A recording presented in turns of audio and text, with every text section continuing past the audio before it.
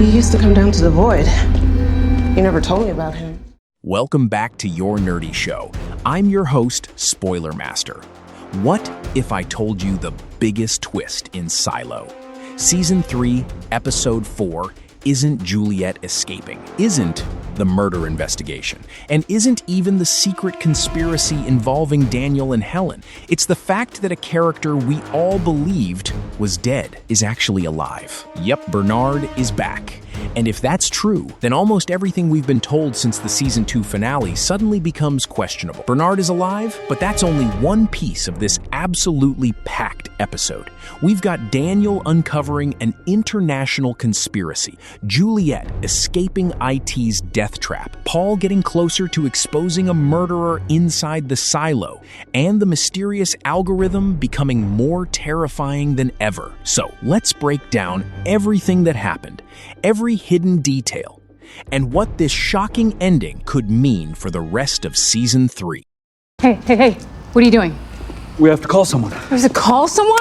Daniel and Helen become fugitives. Let's start outside the silo because things are getting dangerous really fast. The moment Daniel and Helen leave Steve's house, Helen doesn't waste a second. She immediately destroys both of their phones. At first, that might seem a little extreme, but when you think about everything that's happened, it actually makes perfect sense. Steve has suddenly disappeared. Nobody knows if he's been kidnapped, killed, or simply erased from existence. If someone powerful could make Steve vanish without leaving a trace, then Daniel and Helen are almost certainly being watched too. Helen realizes something that Daniel hasn't fully accepted yet. They're no longer investigators chasing a story. They're targets running for their lives. Instead of going home, she secretly sends Daniel to a luxury apartment she once prepared for her ex-boyfriend Palmer. It's a little awkward, but right now, it's the safest place they have. Inside the apartment, Daniel keeps staring at a strange painting of a hooded woman leading several children through the darkness. Now, maybe it's just decoration, but this is Silo. And this show rarely puts something on screen without a reason. It even resembles the legend of La Llorona, the ghostly woman connected with children and tragedy. Whether that's intentional or not, the camera keeps returning to that painting, which tells me we probably shouldn't ignore it. Maybe it'll become important later this season. He was like a couple of moves away from mate, and then he just exposed his king. The chess game was never about chess. Here's where things get really interesting. Helen secretly breaks into her office, retrieves her work laptop, and starts investigating Steve. She discovers that his real name is Stephen Price, but both his phone number and James's phone number have somehow been deactivated. It's almost as if both identities have been completely wiped from every system. Then, Helen remembers something Steve casually mentioned before disappearing. Someone in Moldova had somehow obtained recordings connected to the mysterious airplane incident. The problem is, they don't know who that person is, so chasing that lead seems impossible. That's when Daniel notices something everyone else overlooked. Instead of focusing on Steve himself, he starts thinking about the online chess game Steve was playing when they first met him. Daniel says those chess moves didn't make any sense, and suddenly, a crazy possibility appears. What if Steve wasn't actually playing chess? What if every move was a coded message? Helen immediately supports the theory by mentioning how Edward Snowden revealed that intelligence agencies monitored online games because secret communications could easily hide inside them. Think about that for a second. To everyone else, Steve was just another guy playing chess online. But to the person on the other side, every move could have been part of a secret conversation. Suddenly, one of the smallest scenes in the episode becomes one of the most important. Mom's recording. That's all encrypted. They weren't encrypted. Sam knows more than he's saying. The following morning, Daniel quietly disappears from the apartment, and for a moment, Helen believes he's abandoned her. Instead, he returns carrying breakfast and something even more valuable, a meeting with Pentagon employee Sam Ramsay. The second Daniel brings up Charlotte, the Iran operation, and Steve's chess game, Sam completely changes. You can literally see the fear in his face. He immediately walks away, not because Daniel is wrong, but because Daniel is getting dangerously close to the truth. Sam is terrified someone might see them talking, and judging by everything we've seen so far, he's probably right. Hello, Daniel. Helen. Why don't we grab a coffee? The Radford Group's cover-up. Just when Daniel and Helen think they've reached another dead end, Henry suddenly appears, and this conversation is honestly one of the creepiest moments in the episode. The reason is simple. Henry never threatens them. Instead, he offers rewards. Steve has supposedly accepted an incredible cybersecurity job with the mysterious Radford Group. James suddenly receives enough money to rescue his brother's failing business. Helen is offered her dream position at the New York Times. Daniel is promised Charlotte will finally receive the care she desperately needs. Do you see the pattern? Nobody gets punished. They simply get rewarded, as long as they stay quiet. That's what makes this conspiracy so disturbing.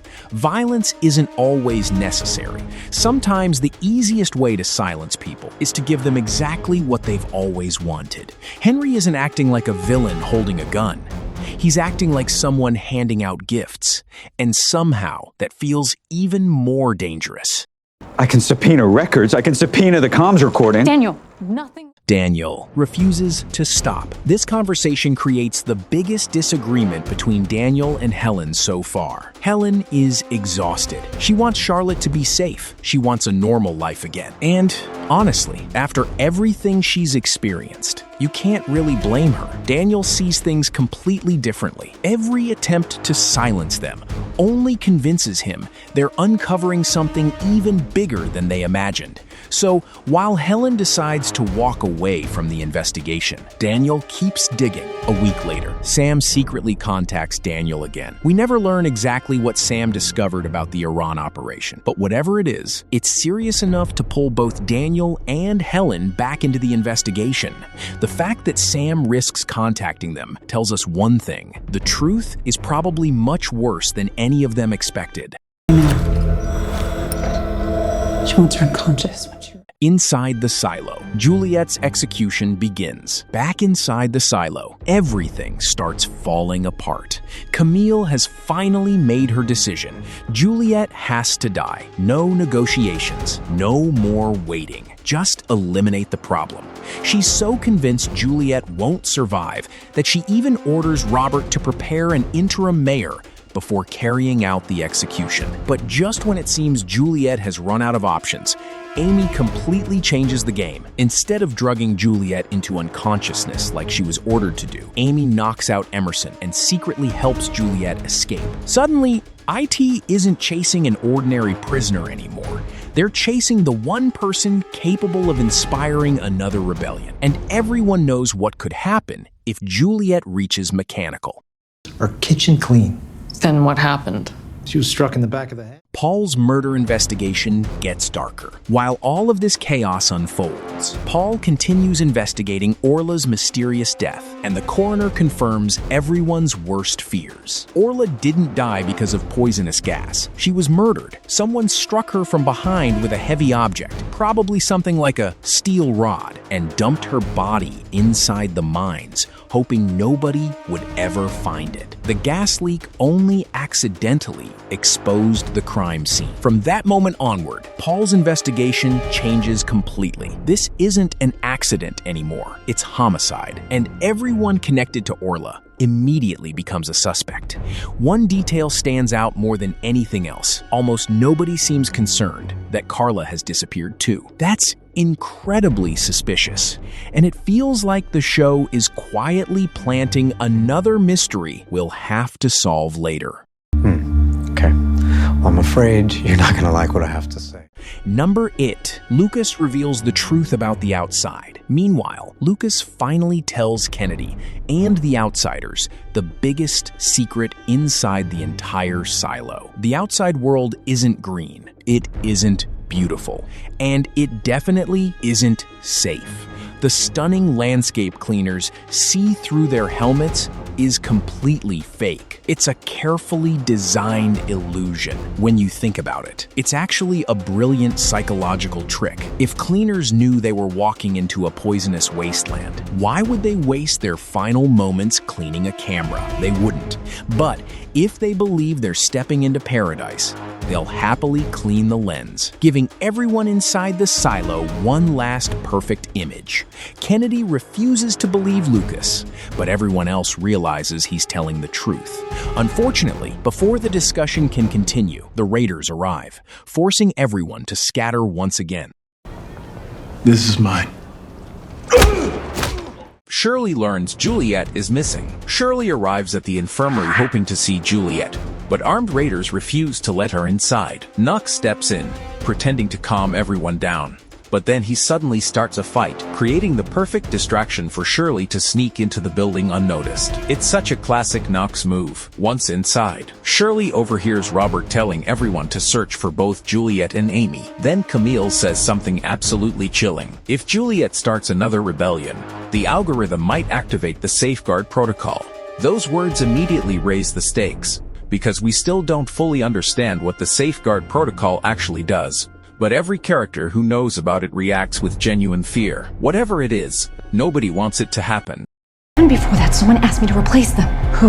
But we don't have time for that, right? Amy's secret changes everything. As Amy leads Juliet through hidden tunnels beneath medical, she finally reveals the truth. She wasn't poisoning Juliet. She was secretly lowering her medication all along. She wanted Juliet to remember. Without those memories, Juliet would never understand what she needed to do or why she had to survive. In one conversation, Amy transforms from a quiet background character into one of the biggest heroes of Season 3. Sadly, heroes usually pay a price. Amy is eventually captured by the raiders, but not before sacrificing herself to buy Juliet enough time to escape. She knows exactly what's waiting for her, and she does it anyway.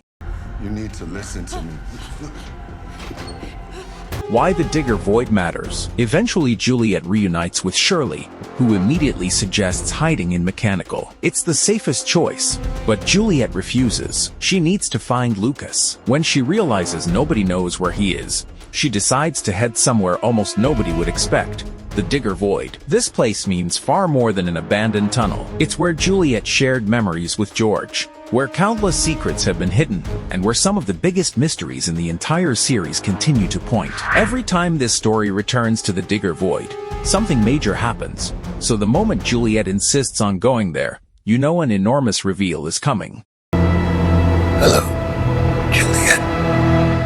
The biggest twist, Bernard is alive. And then, we reach the ending. Juliet finally arrives at the small hidden shelter she once shared with George. She slowly steps inside, and sitting there, alive, is Bernard. Seriously? What? Season 2 made us believe Bernard was dead. Robert supposedly killed him. Everyone believed his body had been cremated, and the story moved on. But now, Bernard is sitting right in front of Juliet. That means someone lied. And personally, I don't think this is some fake clone or impossible science fiction twist. I think Bernard's death was staged from the very beginning. Here's my theory. During the Season 2 finale, Bernard learned the single most important piece of information in the entire silo. Juliet knew there was a way to stop the safeguard protocol. If Robert learned that, then suddenly keeping Bernard alive makes perfect sense. Instead of killing him, Robert secretly hid him inside the Digger Void while Amy slowly restored Juliet's memories. That would explain Robert's strange behavior throughout Season 3. Maybe he never wanted Juliet dead at all. Maybe everything he has done has been leading her toward this reunion. And if that's true, then Camille may have absolutely no idea that Robert has been secretly working against her the entire time. Let me down a full-blown rabbit hole. Found something you're not gonna believe. Our nerdy thoughts. So, what do you think? Did Robert secretly fake Bernard's death all along? Can Amy survive after helping Juliet escape? And what exactly did Sam uncover about the Iran operation that was important enough to restart the investigation? Let me know your theories down in the comments because I genuinely love to read them. If you enjoyed this breakdown, don't forget to leave a like, subscribe to the channel, and turn on notifications so you never miss another Silo Season 3 ending explained video. Thanks so much for watching, and I'll see you in the next one. Move. Nobody's going anywhere. Stay. Stop it. No, what the heck? I'll laugh anyway.